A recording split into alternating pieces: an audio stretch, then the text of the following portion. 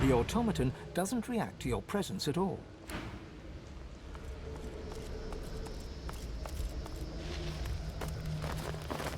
The automaton...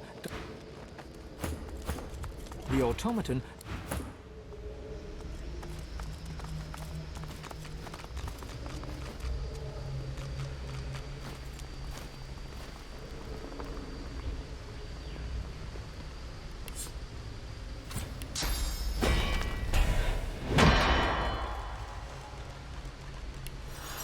Embedded in the stone stands an ancient and venerable sword, as sharp and as strong as the day it was made. It feels good, cool to the touch, and a perfect fit for your hand. The sword does not budge. The sword slides smoothly free, but the silence of the cave is broken by the clank and whir of machinery. Uh-oh.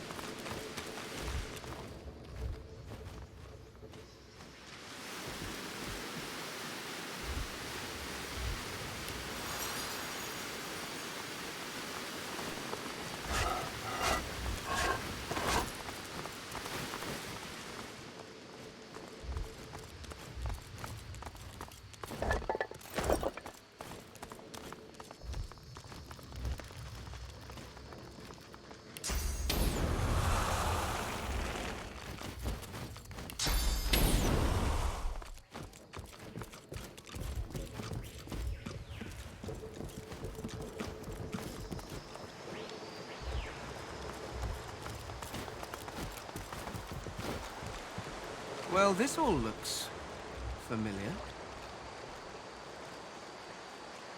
It certainly has that air to it, but I would make a terrible guide.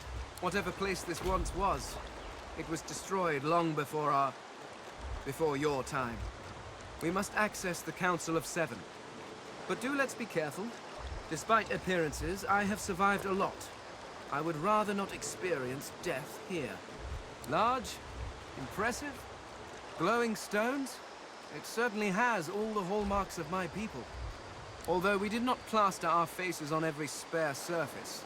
That is the doing of your gods. It is not enough for them to curse you with their faces. Must they inflict them on stone too? I mean, at this point, it's just tacky. Speak if you wish to.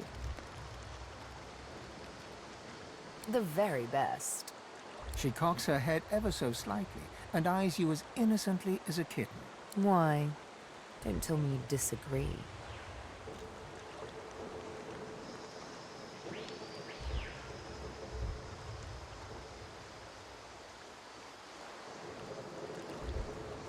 We'll see about that, won't we?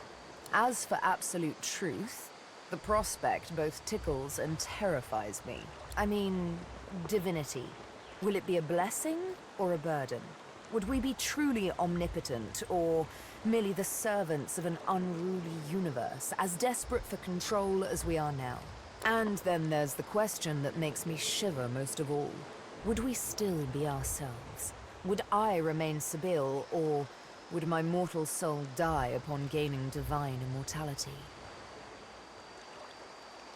Take the plunge and don't look back, huh? As good a plan as any, I presume. She sighs and closes her eyes, then smiles her easy smile. Such a silly game we play, to be a god. It's quite wasted on mortals, if you ask me. We are all of us too blemished to become immaculate. And I remember saying I'd probably never tell you. Then again, why not? I suppose some stories were always meant to be told. So, here goes. No, hang on. She retrieves a small flask from her backpack, uncorks it, and takes a big swig. Tears stream from her eyes as she offers you the flask. They're tears of joy, I assure you. Here, have some joy. You drink. It burns. Soon the tears run down your cheeks as well. Not bad, is it? So good it has us crying like babies. Now then, the epic of The Master and the Scar. Sounds like a melodramatic opera. There was, of course, some singing involved. It began when I woke in the dark room. He removed my blindfold, and still I did not see. He himself was darker than any shadow, but I could hear him. Hear him give orders to another. Stingtail. How he came to regret the actions he performed that day. The master bid the dream a dream, and so he did. He sat there. I could feel his hands upon my cheeks. He trembled, as if in pain. I didn't know what was going on until quite suddenly, his right hand became a flame. I screamed as he traced the design of the scar into my searing flesh, but I could not move, not an inch. And all the while the master looked on in darkest silence.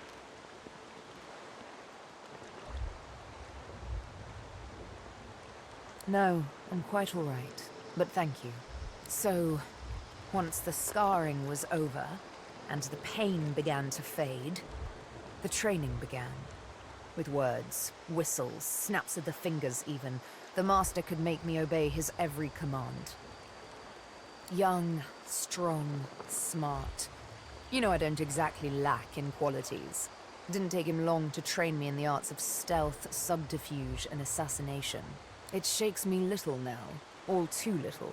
But that first time, that first real kill, it was such stuff as nightmares are made on. I had now lived in the dark for what might as well have been years. I was in a wood, but the trees there were sick. Grey, leafless hydras sticking out of ashen earth. There were no stars that night.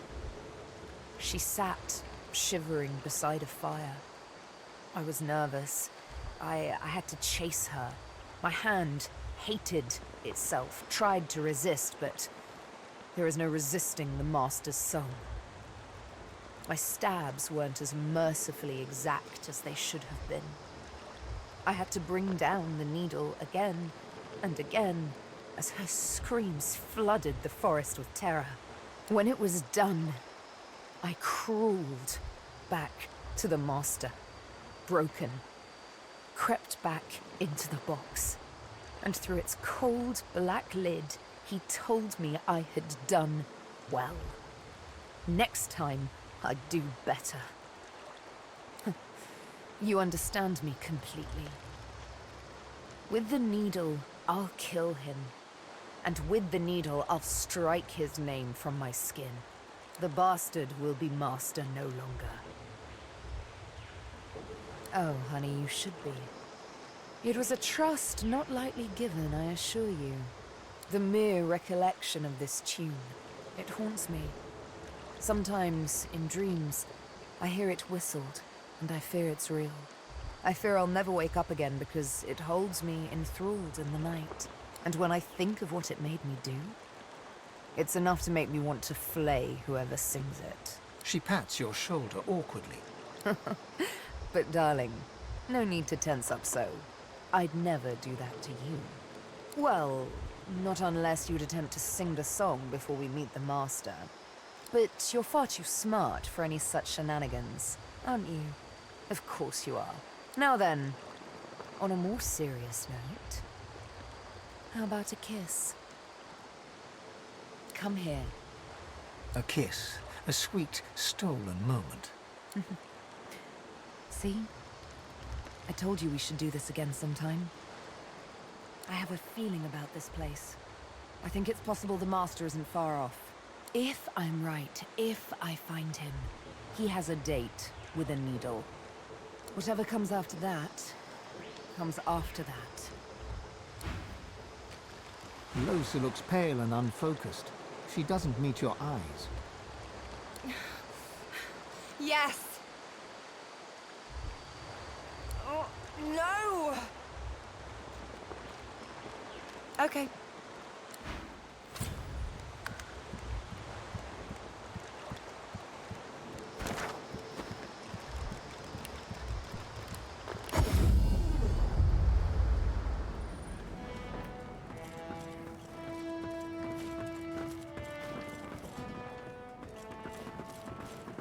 I've plenty of fighters for hire, experts in blades, but so, what'll it be? I'm no Godwoken. I have no place on the Nameless Isle. All I can do is urge you to contemplate with the greatest of care every move you make.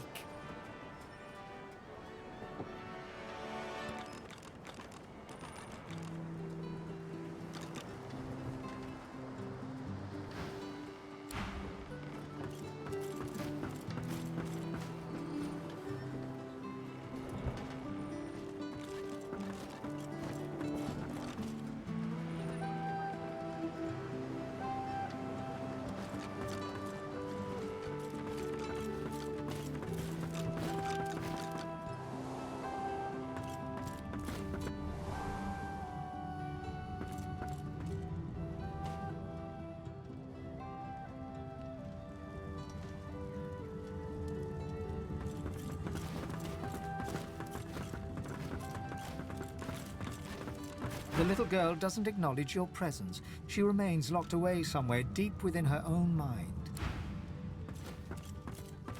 Back for more. Who could blame you? Well, that was easier than I thought. And I'll do my best to stay myself. Lead the way.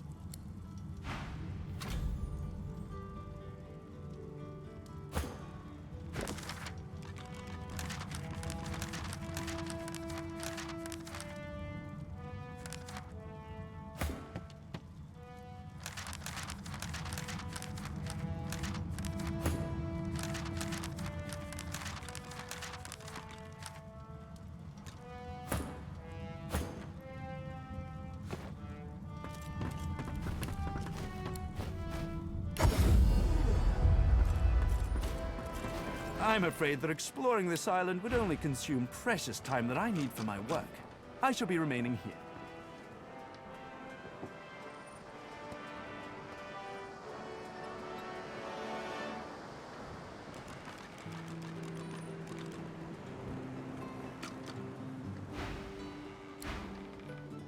Something on your mind, darling?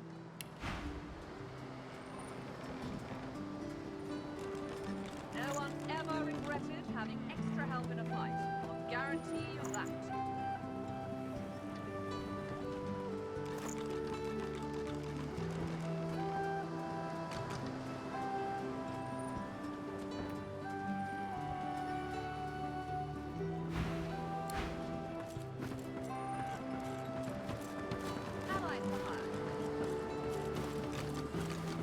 Something on your mind, darling?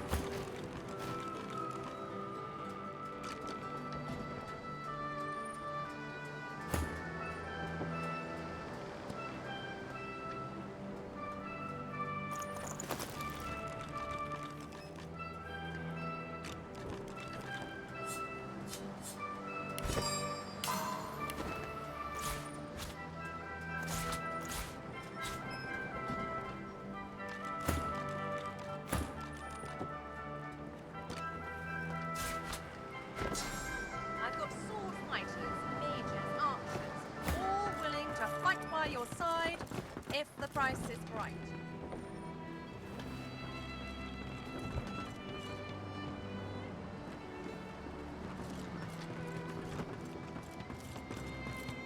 I'm no god-woken. I have no place on the Nameless Isle. All I can do is urge you to contemplate with the greatest of care every move you make.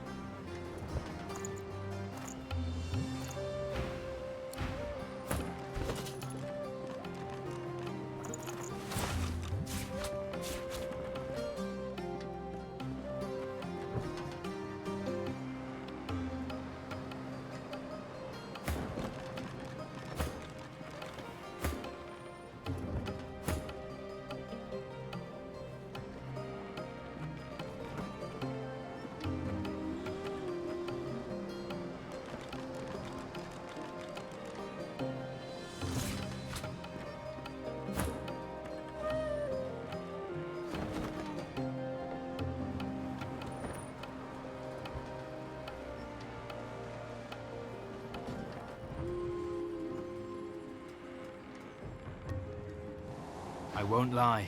It's good to have company again. Like to take a look at what I've been working on? Go on.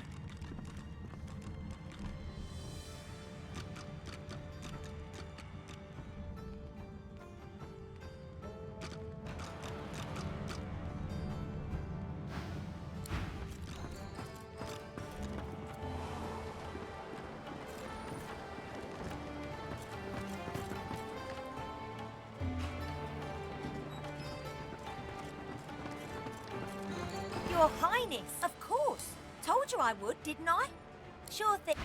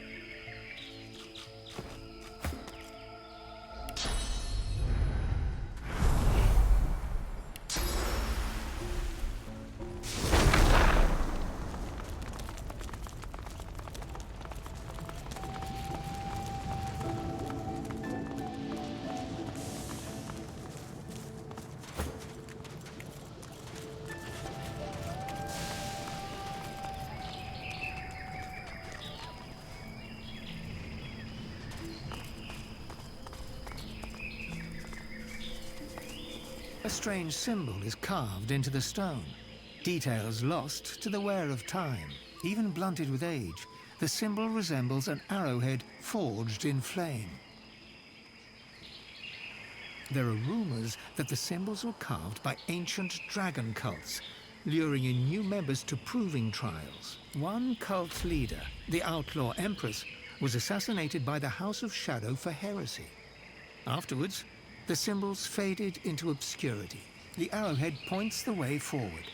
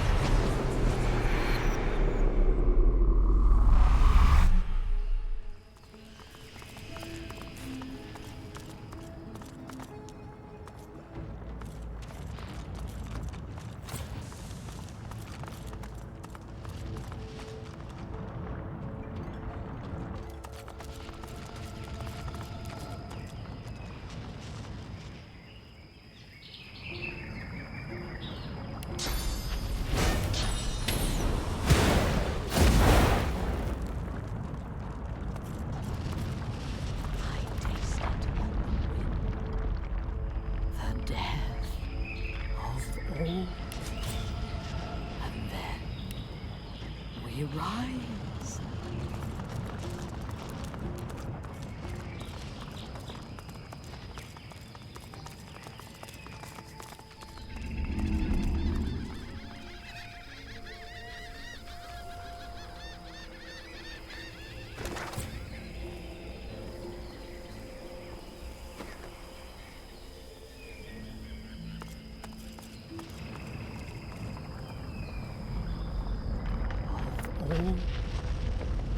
And then we rise.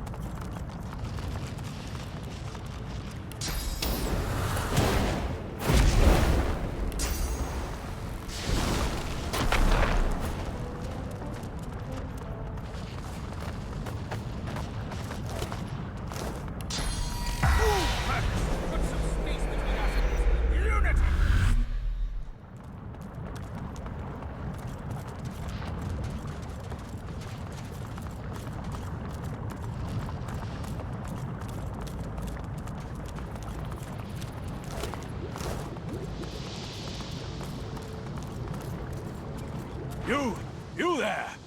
Prithee, goodly traveler, might I prevail upon you to answer a question? You see, I am on a mission most grave. I seek a sorcerer most foul, most reviled, most feared. Her name is... His pincers scissor wildly. Septa the Ineffable! Have you heard tell of this wicked beast on your travels?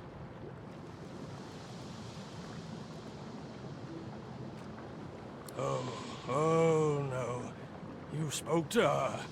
Face to... whatever you call the odd frontly part of your person. I regret to inform you, you haven't much longer to live then. Now that she has your scent, it won't be long until Septa tracks you here and guts you like a minnow. You have my sympathy.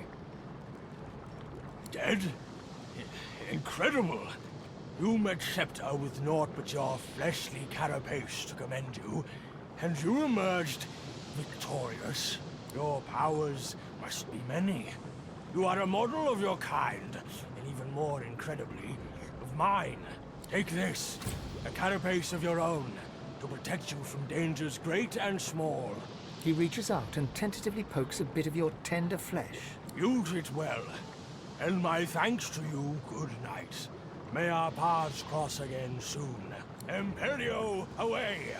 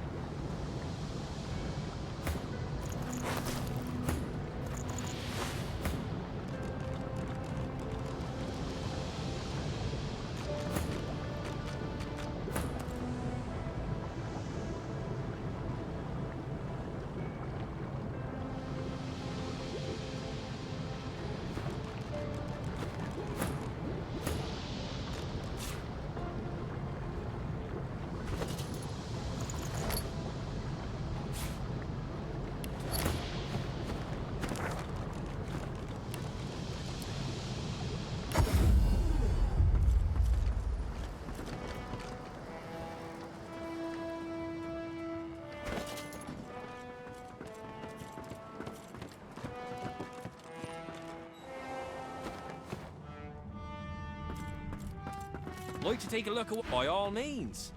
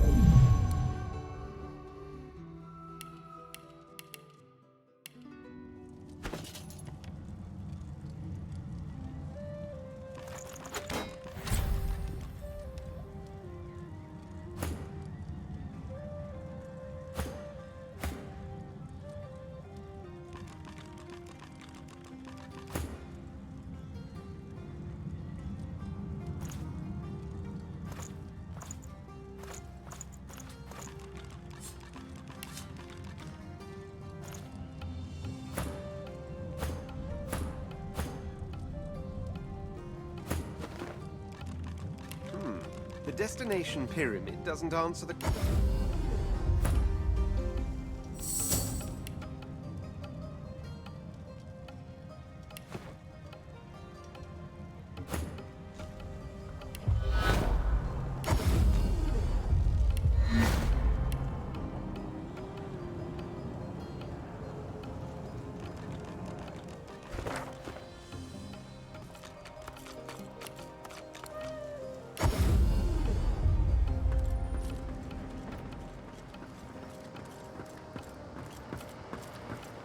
You can put a price on the warriors.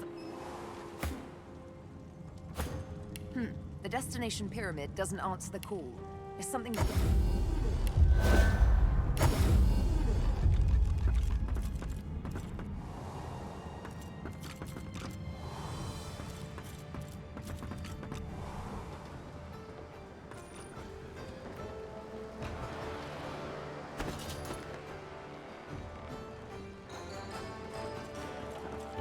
I'm afraid that exploring this island would only consume precious time that I need for my work. I shall be remaining here.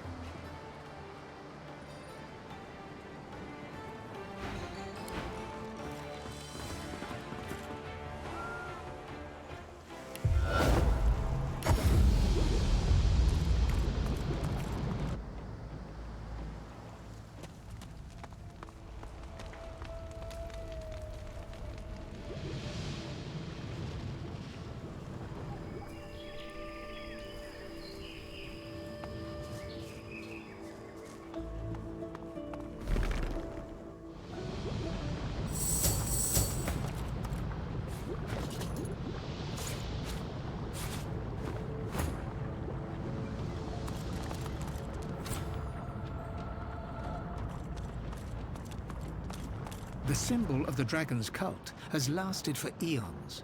The Devourer's legacy remains carved deep into Rivellon. This is a sign of an ancient dragon cult. The sigils lead to a trial meant to test believers. The arrowhead points the way forward.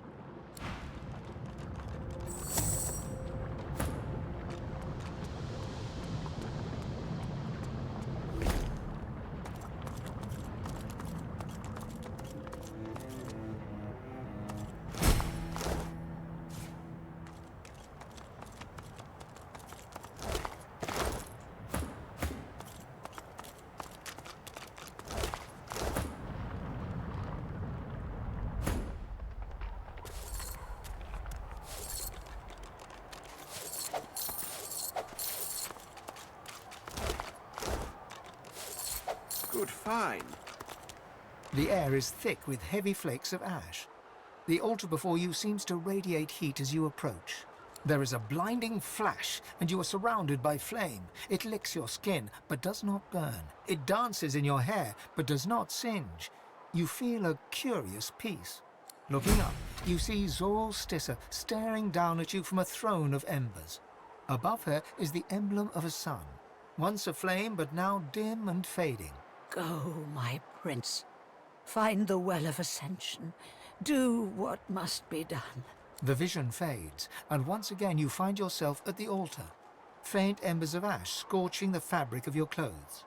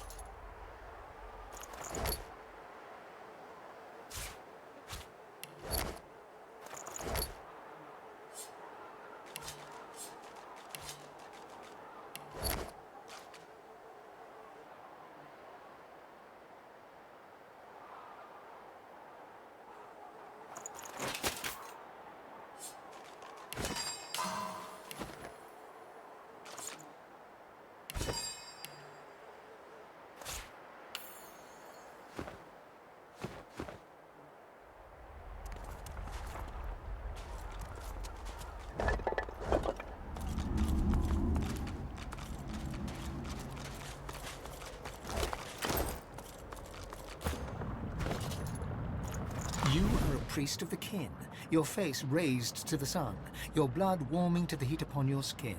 All is well, and then all is not well. Cries of war come from the shore, and death comes quick.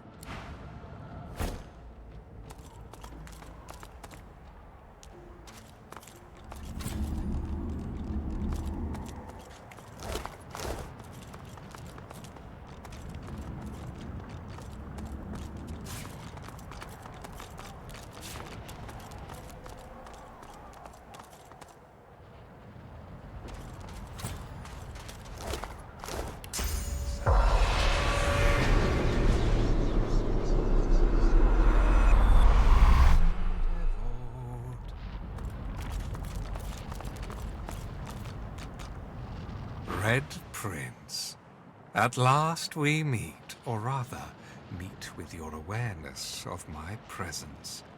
How often I've stood by you but an arm's length away, a shadow within the shadows. Untouchable. Almost like meeting an old friend.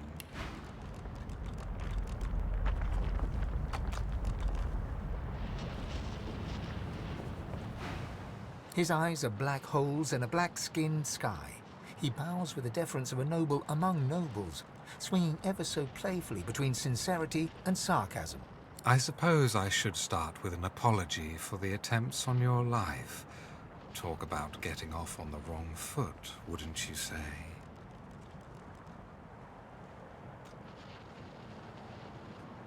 To my astonishment, and I admit my admiration. You may find this hard to believe, but given different circumstances, I would have been quite content to let you live. Let you play the Emperor from your golden throne in your golden city. Alas, certain events beyond even my control were set in motion. Ripples became waves. I had to act. and so I arranged for you to meet with an unfortunate self-inflicted end. Tell me, Your Majesty, do you know what it takes to force a succubus into submission? Yes, so you do. Must have been quite the display of source. Very impressive. It's almost a pity we find ourselves on such opposite sides, all because of who you are, and all because of who she is. It was Sadha who set events in motion, Red Prince. If you were the ripple, she was the wave. She's a tidal wave that will take wing, become a murder of dragons, red as the setting sun, that will alight every corner of this world with the terrible splendor of fire. To make a point, for it is murder they would commit, and it would be murder that would be committed upon them. The simple truth of the matter is that yes, we lizards were dragons once. The mightiest creatures to rule sky, earth, and sea. But such was the jealousy of our power that all other races united against us and brought us to the brink of extinction. No one knows what happened next. Was it wizardry? Was it Zorl-Stissa who took mercy on us even then? Suddenly we were dragons no more. Lizards instead. And as lizards we flourished and built an empire once more. But the House of Dreams trades in prophecy. They've always known we could be dragons again.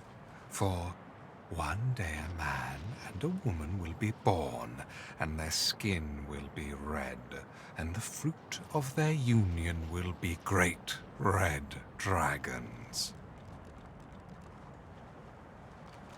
You must move beyond understanding into action. Listen to me. I am the House of Shadows. This is my role. I see the great games in motion, allow them their flux when they advance for good, cut them short when they advance for evil, even if that means doing evil. The renaissance of dragons would spell the end of our race, plain and simple. To that end, I needed you to die, but you proved to be all too worthy an opponent. An opponent, I would now see an ally. Ally with me, Red Prince. Find Sadha and kill her. If she births dragons, all other races will unite against us, and this time they will destroy us for good. We were spared last time. The condition of our continued existence was that we'd never let the dragon roar again. You look each other in the eyes, like two chess players contemplating their next move. What will yours be?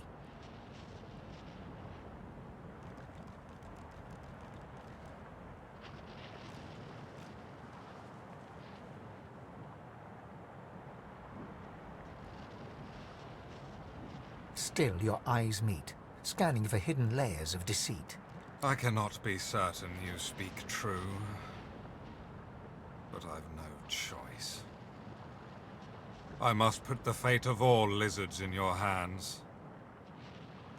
But beware, Sadha is ultimately dangerous. Not only will she be the mother of dragons, I fear she's fallen in with an old enemy. Them. He points to the fallen black ring.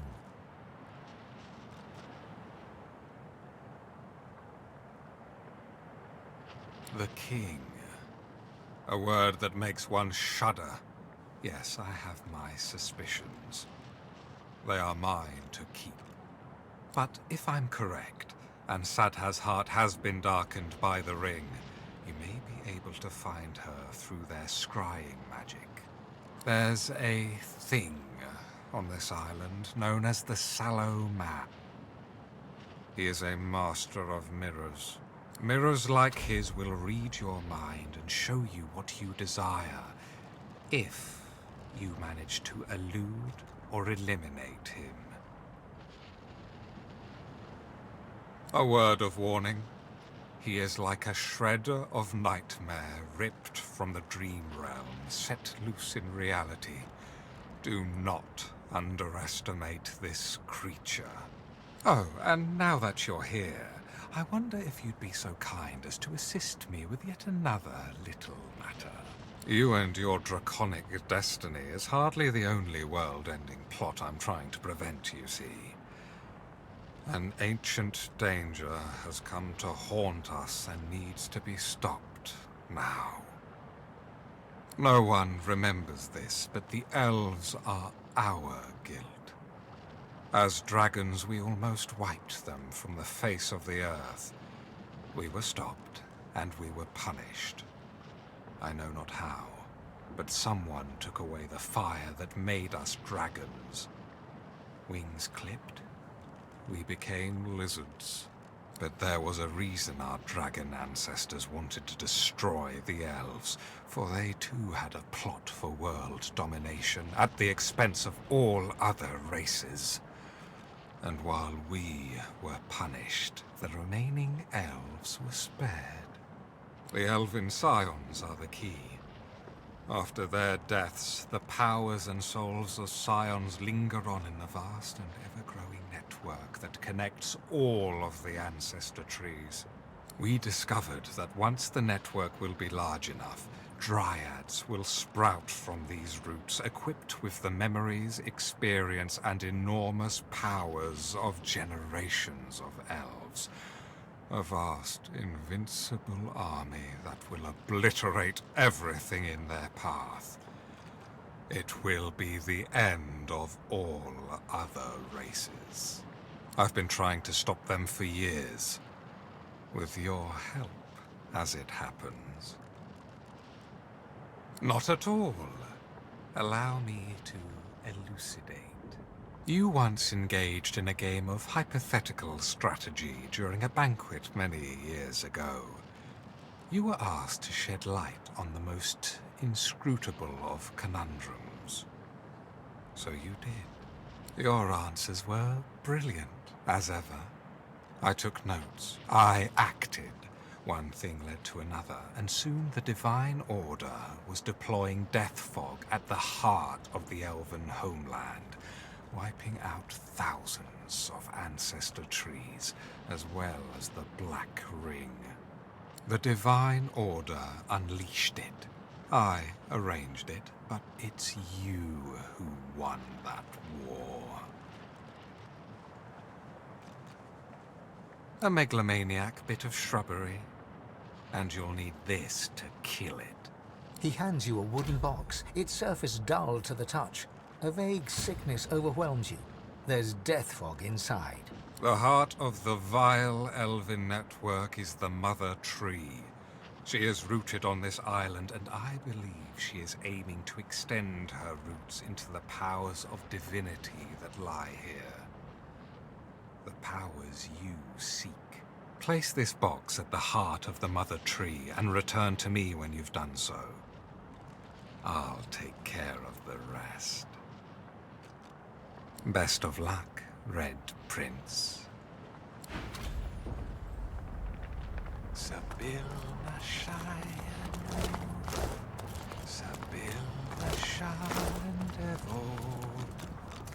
Did the God King send ya? Did he send ya? As-ready, God King. They came out of nowhere and killed us all. As-ready. Rise me up. Rise me. I serve the God King. Rise me up. Rise me up, God King.